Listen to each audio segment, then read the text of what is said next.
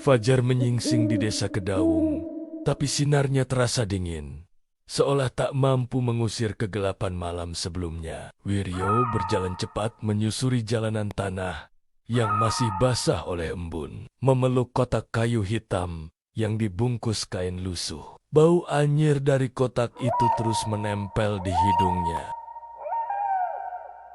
Ratih tertinggal di rumah, beristirahat setelah pingsan semalam.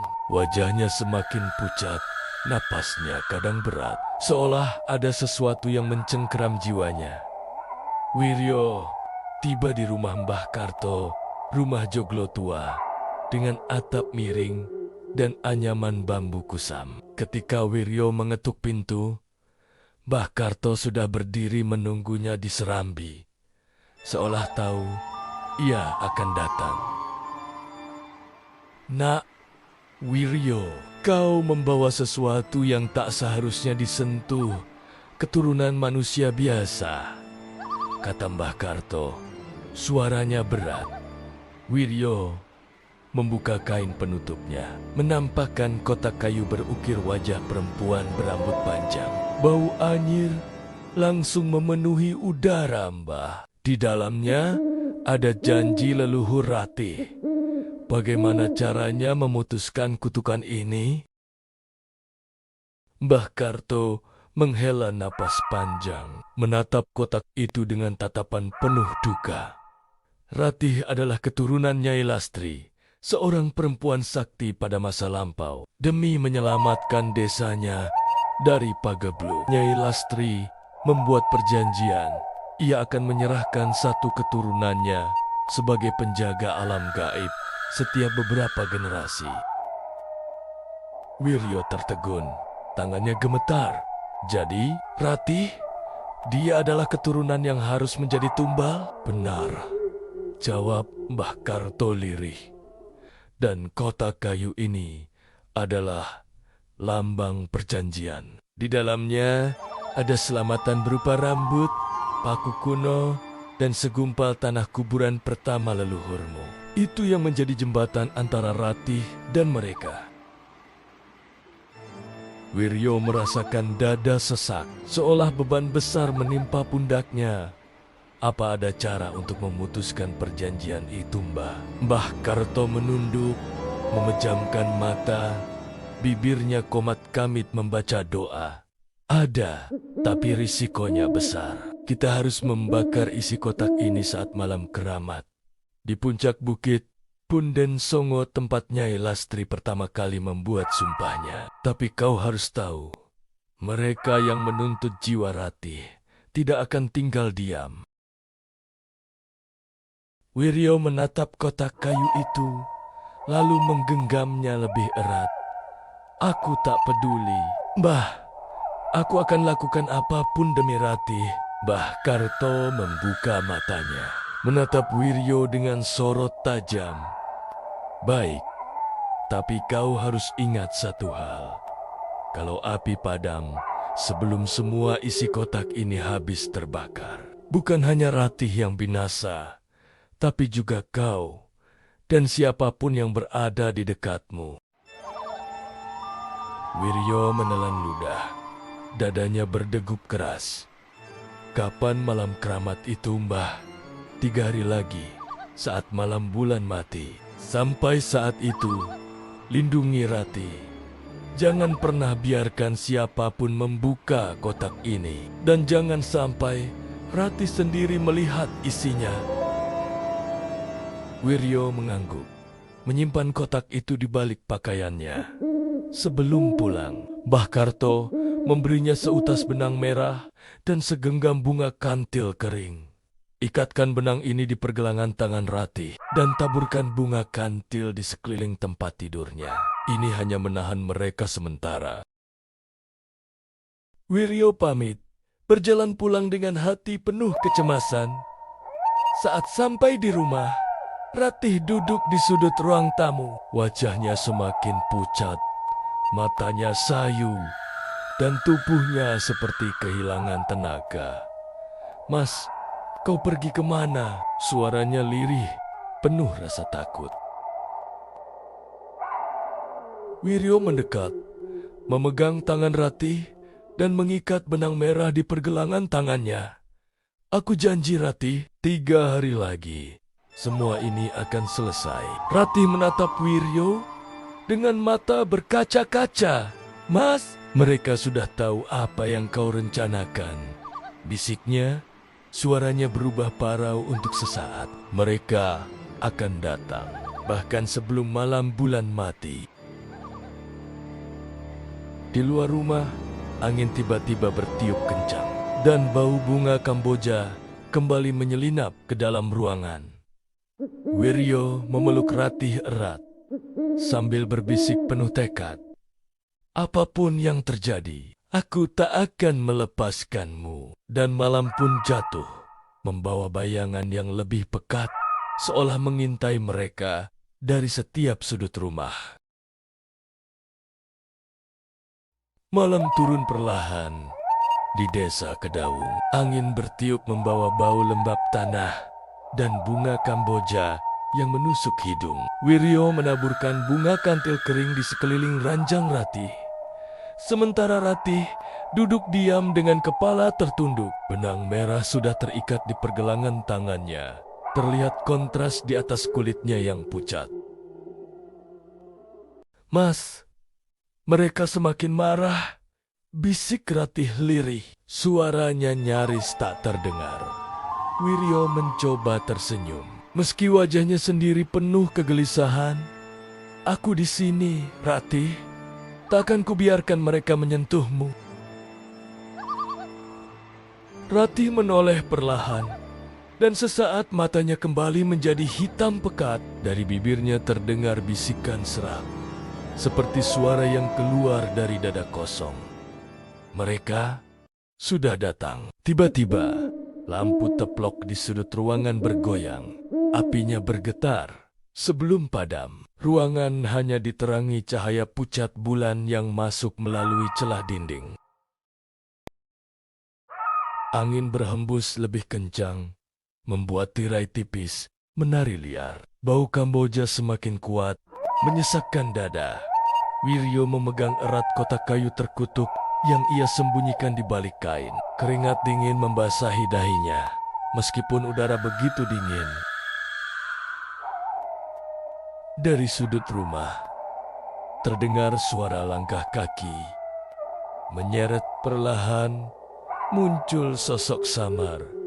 Perempuan berambut panjang menjuntai, mengenakan kain putih kumal. Wajahnya remuk penuh luka, dan matanya gelap tak memantul cahaya. Serahkan dia, bisik sosok itu. Suaranya menggema seperti ribuan bisikan bersamaan. Wiryo mundur, tubuhnya gemetar, tapi ia tetap memegang kotak kayu erat-erat.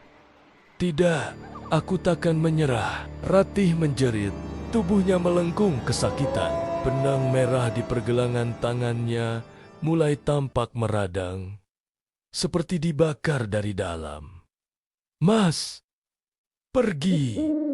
Mereka akan membunuhmu. Ratih berteriak di sela tangisnya. Namun Wiryo tetap berdiri, menahan ketakutannya. Dari balik tirai, muncul lebih banyak sosok. Bayangan perempuan dengan rambut panjang. Matanya kosong, mulutnya terbuka lebar seperti menjerit tanpa suara. Dia milik kami. Perjanjian sudah ditulis dengan darah leluhurmu. Bisik mereka bersama-sama. Suara itu menyusup ke telinga Wiryo, mengguncang hatinya. Ratih meraih tangan Wiryo dengan sisa tenaganya. Tangannya begitu dingin, dan matanya kembali berkaca-kaca. Bukan lagi hitam, Mas. Kalau kau benar mencintaiku, selamatkan aku. Jangan takut. Wiryo memeluk Ratih. Meski tubuhnya gemetar hebat, ia menoleh ke arah bayangan. Bayangan itu berteriak dengan suara serak. Tiba-tiba, sosok perempuan berwajah remuk melayang cepat ke arah mereka. Benang merah di tangan Ratih terbakar habis. Bunga kantil beterbangan diterpa angin. Ratih menjerit kesakitan. Tubuhnya terangkat sedikit dari ranjang.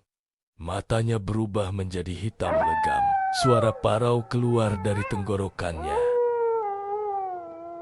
Mas, tolong. Wiryo menggenggam kotak kayu lebih erat. Air matanya jatuh tanpa ia sadari. Dalam kepanikan, ia berbisik pada Ratih. 3 hari lagi. Ratih, bertahanlah. Aku akan membawamu ke Punhen Songo. Namun, sosok-sosok itu mendekat. Wajah-wajah penuh luka semakin jelas. Dan ruangan terasa semakin sempit. Seperti dindingnya menutup sendiri. Suara jeritan, tangisan, dan bisikan bersahut-sahutan memenuhi telinga Wiryo. Seolah ribuan jiwa yang tersiksa sedang mengelilinginya. Ratih memeluk Wiryo erat. Tubuhnya panas bagai bara. Mas, aku takut. Wiryo memejamkan mata. Memeluk Ratih sekuat tenaga. Berbisik, aku juga takut. Tapi kita hadapi ini bersama. Malam itu menjadi malam penuh teror. Seolah 1000 bayangan menuntut jiwa Ratih. Dan di luar rumah, bulan perlahan tertutup awan kelam, meninggalkan kegelapan yang menelan segalanya. Pagi itu, cahaya matahari hanya terasa hangat. Di luar, di dalam hati Wiryo, dingin dan takut masih mencengkeram. Setelah malam penuh teror, Ratih terbaring lemah. Napasnya berat. Bekas benang merah yang terbakar masih terlihat melingkar merah di pergelangan tangannya. Wiryo duduk di samping ranjang, menggenggam tangan Ratih yang dingin. Ratih, bangunlah, kita harus pergi. Ratih membuka mata perlahan, pandangannya kosong. Namun di baliknya masih ada Ratih yang dikenalnya. Mas, mereka belum pergi. Mereka menungguku di sana. Wiryo menatap istrinya dengan penuh tekad. Aku tahu, justru karena itu kita harus ke Punhen Songo. Di sana, kita bisa memutuskan sumpah ini. Ratih menitikkan air mata. Bahunya bergetar. Kalau aku tak kembali menjadi manusia, Mas, maafkan aku. Wiryo mengusap pipi Ratih. Aku sudah berjanji, Ratih. Apapun yang terjadi, kita akan jalani ini bersama. Menjelang siang, Wiryo menyiapkan perjalanan. Ia membungkus kotak kayu terkutuk itu dengan kain kafan yang disiapkan. Mbah Karto, ia juga membawa bunga kantil kering dan sesaji sederhana, kembang 7, rupa dan minyak cendana. Perjalanan ke Punhen Songo bukanlah perjalanan biasa. Tempat itu berada di puncak Bukit Angker, yang menurut cerita warga, dulunya adalah tempat Nyai Lastri bersumpah dengan makhluk halus. Ratih berjalan di samping Wiryo. Tubuhnya lemah, langkahnya kadang terhenti, seolah ada yang menahan dari dalam. Sesekali, matanya berubah menjadi gelap, dan suaranya berubah serak. Mas, mereka memanggilku. Mereka bilang, aku takkan pernah bebas. Wiryo menggenggam tangan Ratih lebih erat. Jangan dengarkan mereka. Mereka melewati jalan setapak di tengah hutan bambu. Suara angin meniup dedaunan bambu, menciptakan bunyi gemerisik yang terdengar seperti bisikan. Di antara suara itu, Wiryo mendengar samar-samar suara perempuan menangis, kadang memanggil namanya. Wiryo, Wiryo. Wiryo menggigit bibir. Menahan ketakutannya, ia terus melangkah. Meskipun bulu kuduknya meremang, saat senja tiba, mereka tiba di kaki bukit Punhen Songo. Kabut tipis mulai turun, menutupi jalan berbatu yang melingkar naik ke atas.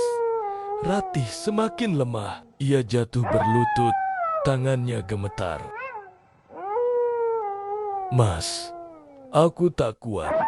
Mereka semakin marah. Wiryo berlutut di samping Ratih, memeluknya. Hanya sedikit lagi. Ratih, bertahanlah. Tiba-tiba, angin bertiup kencang dari balik kabut. Muncul bayangan perempuan berambut panjang. Wajahnya rusak, matanya hitam, mulutnya terbuka lebar. Lalu 1, 2, 3. Semakin banyak sosok itu muncul mengelilingi mereka.